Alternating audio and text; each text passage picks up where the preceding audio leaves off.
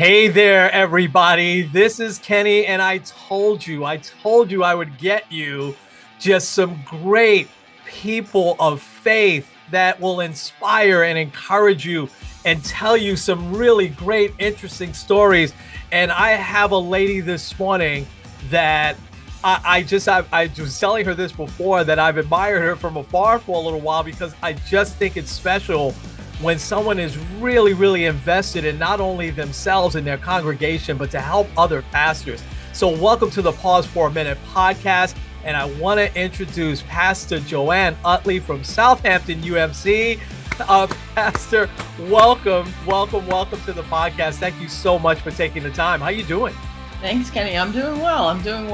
Well, awesome. I think folks will be really interested to hear your story. So I'm just going to start from the beginning here a little bit. Where did you grow up at? I grew up in Central Ohio, a family of 6 kids.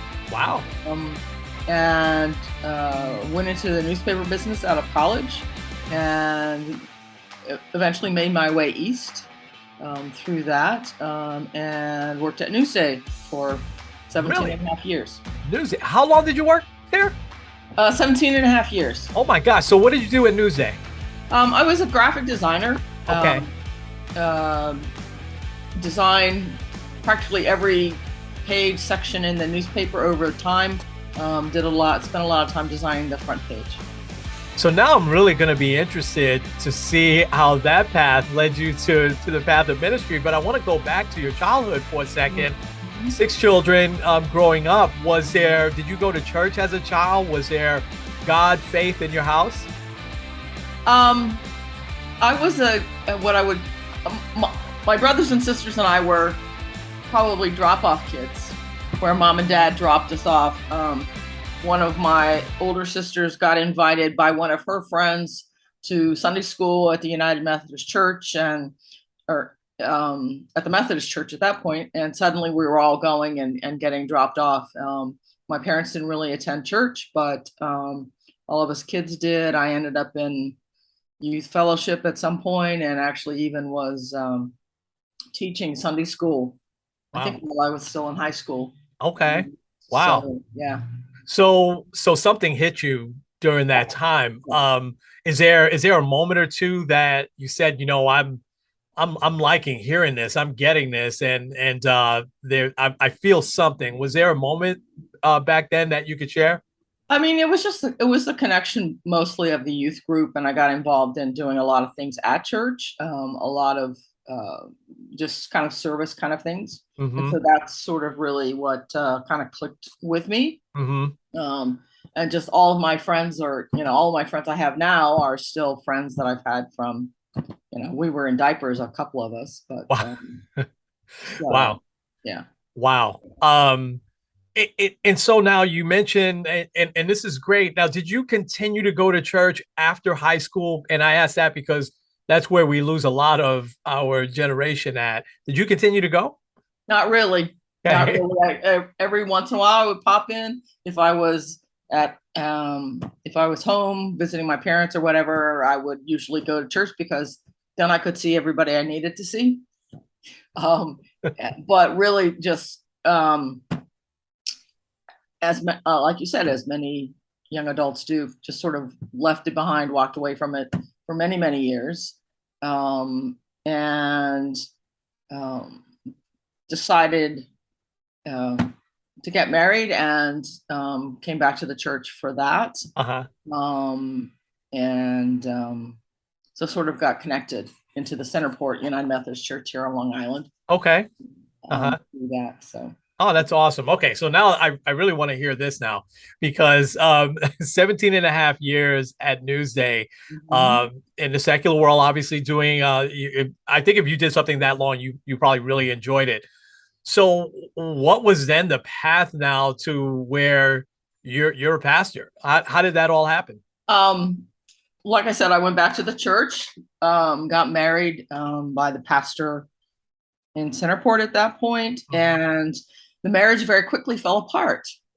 And so I had fortunately created this sort of family in that church and had developed some great friendships there. And so sort of turned to that when things were sort of falling apart, and got into a disciple Bible study group with lots of great people who had interestingly enough, 3 of the people in that group were divorced, also divorced women, and had, I think all of them had remarried at that point. But so a great support group, learning faith, exploring the disciple Bible study is such a strong program, and started doing more things at the church. Took lay speaking classes, volunteered for a program called Midnight Run, which brings food and clothing into the homeless in the city. Was spearheading that, and someone said to me one day, it's like, "Oh, you ought to be a pastor," and I was like, no, I don't think so. That's where it starts. Okay. And was just doing more and more there. And the pastor there at the time, Chuck Van Houten, said to me, "Have you ever thought about going to seminary?" I thought, no. So I began to pray about it and ponder it. And one Sunday after church, I went to Marshall's, the store. And I was looking specifically for silverware. For some reason, I was losing all my spoons at home. And so I went and I looked through what they had, and I just picked out a box of something that was similar to what I had at home. So I paid for it, got home, sitting at my dining room table, and I'm unwrapping it, and I suddenly see the name of the pattern. There are names like Cambridge and Bristol and those kinds of things. The name of this particular silverware pattern was Seminary. Oh, wow. And I literally dropped the box as if it were on fire, and like rushed into the other room to get as far away from it as I possibly could. So I see that as God answering my prayers and my ponderings. And so I ended up in seminary that fall.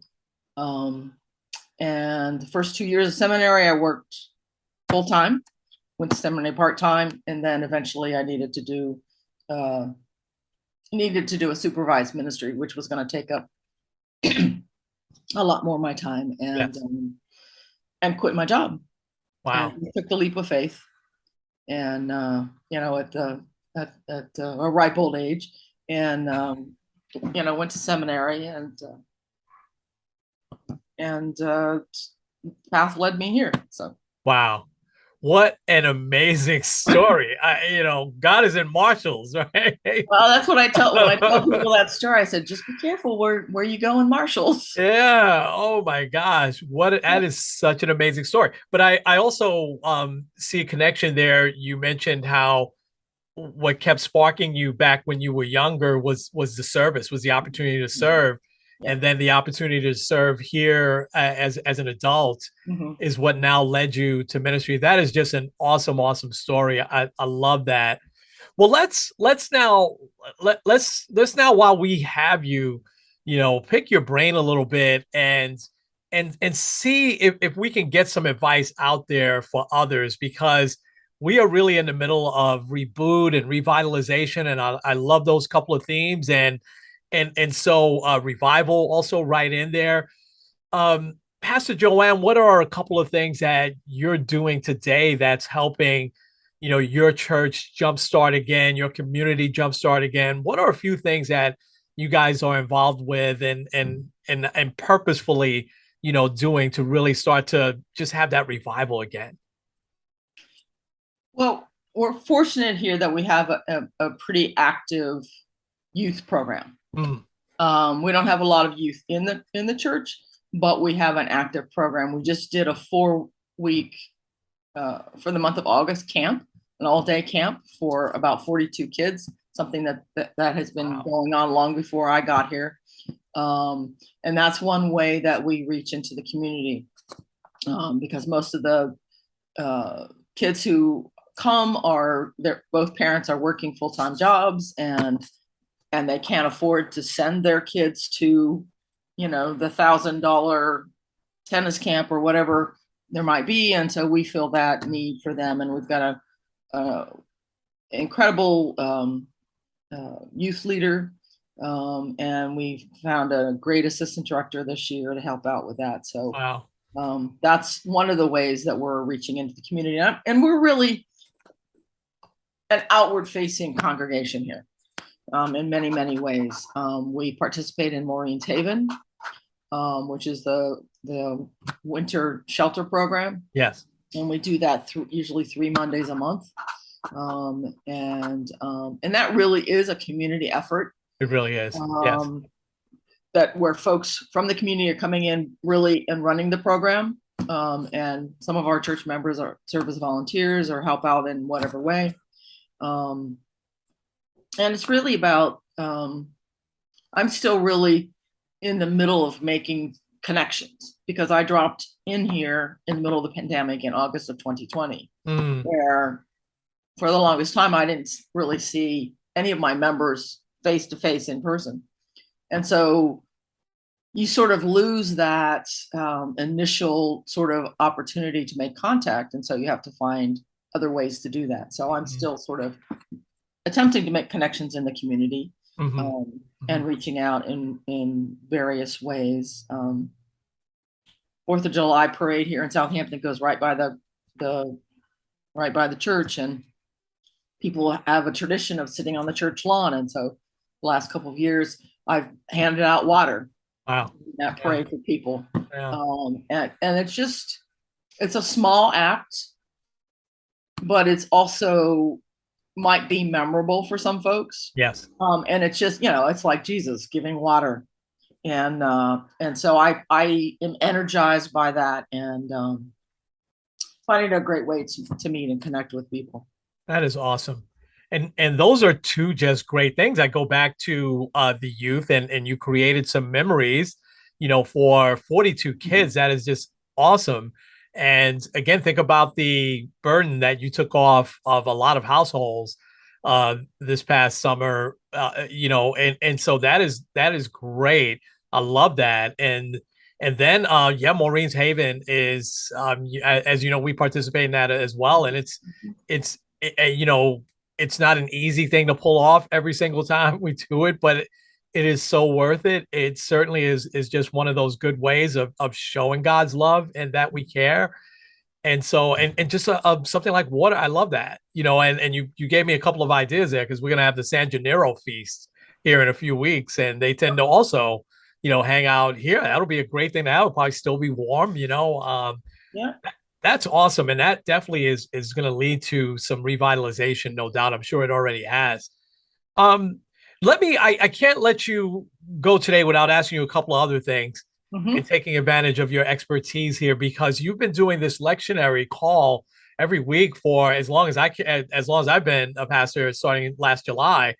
And what prompted you to do that, one? And number two, what advice would you give to pastors out there in terms of the way to use it and being consistent about it? Well, I started it here because I had been part of an incredible lectionary group when I was pastoring in Mount Kisco. It's this really solid group and really social justice oriented group. And so that was great because it drew me more into that realm and into that way of thinking. And when I moved here, I actually continued because of Zoom. I could continue to be part of that group for quite a while, and then tried to get one off the ground here.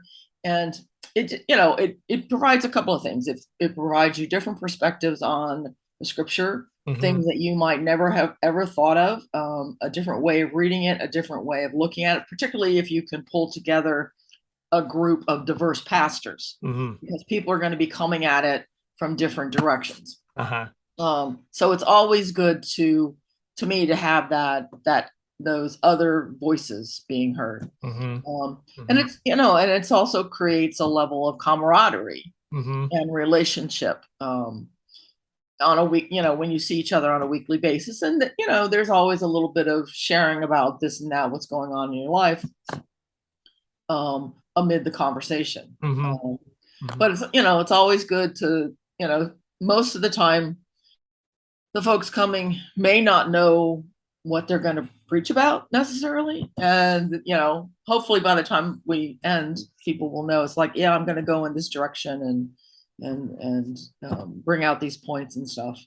And, there are a whole lot of resources online that people go to and use. And so you learn about those too, as people share their ideas and stuff. So Wow. to me, it's just an important part of continuing the study of scripture, and you're not just studying it by yourself, but you're studying it within a group Yeah. where you can get different ideas and different perspectives. Absolutely. I love that. And my time freeing up a little bit, I certainly am. I don't plan. I am going to join because there's a lot for me to learn. And but God bless you for even, putting yourself out there and putting your time aside to help others, help other pastors to get those different perspectives. And since we've been doing East Hampton as a cooperative parish, I've really studied the lectionary a lot because I wanted to stay consistent. And so, but I'll be anxious to really hear other pastors' perspective. I think that'll be great. All right, I got a last question for you. We're gonna get ready to wrap up, and I'm just loving everything that you said. So, what's two or three pieces of advice that you would give either younger or older folks like me that are feeling that pull to go into ministry? And what would be a couple of really practical things that they can do, and what are some things also they could do to really prepare themselves for that journey? Oh, learn how to unclog toilets. No, just kidding. Um, That's important too, though. yeah, the things that, all those things that they never teach you in seminary. Yes. But, I think, listen to that nudging, to that tapping on your shoulder, pray about it, and ponder it, and answers can come, like I said, in a lot of different ways. And Marshals. I know I went to seminary with some people who have known since they were 5 years old that they were going to be a minister, and I used to always say, it's like, well, I found out 5 minutes ago. um and it's a process, it's a journey, and you don't have to go to seminary necessarily, depending upon the passions of your heart. Certainly in the United Methodist Church, there are ways to get into ministry without fully going to seminary. But also that training, I think, is really important. I was in seminary with a range of people from, folks who had just gotten out of their undergrad to folks who were, retired and working on their second or their third career.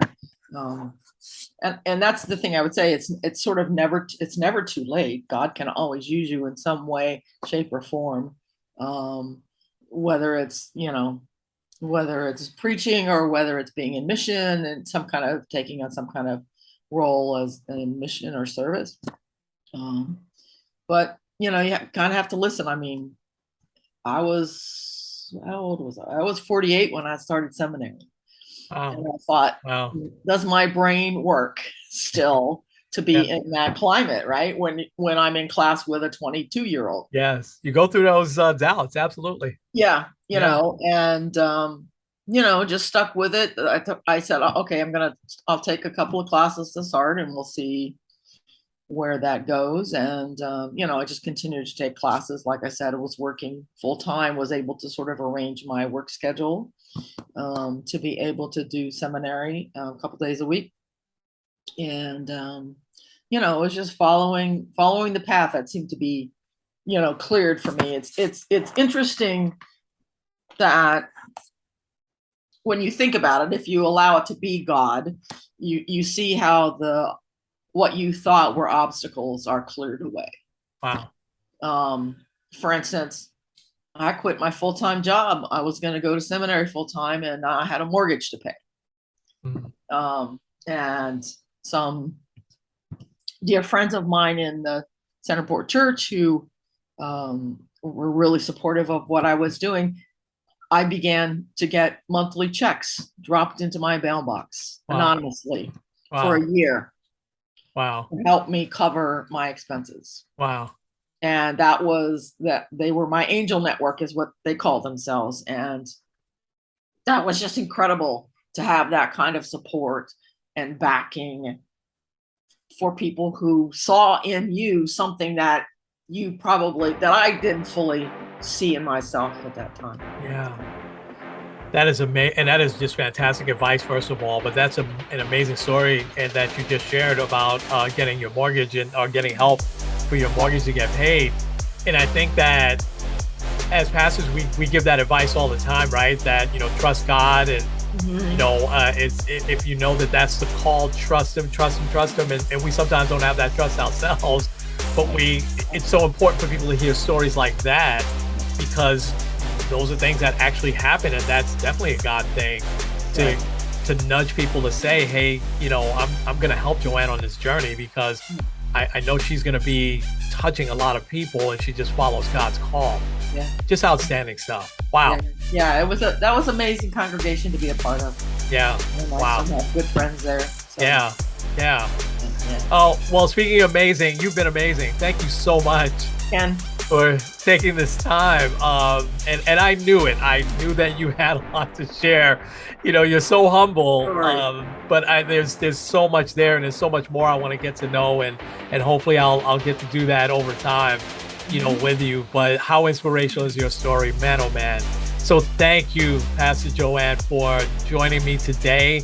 And folks, share this like crazy when you listen to this, because this is what it's all about. She's doing the work of the Lord. And you talk about, every step being sown. That is Pastor Joanne's journey. So awesome. Thank you so much. It's wild and crazy, but yes, it is. Yes, it is. He's all over it, right? All right, folks, I promise I'll be back with more guests. But now this has been Kenny and Pastor Joanne with the Pause for a Minute podcast. We'll talk to you real soon.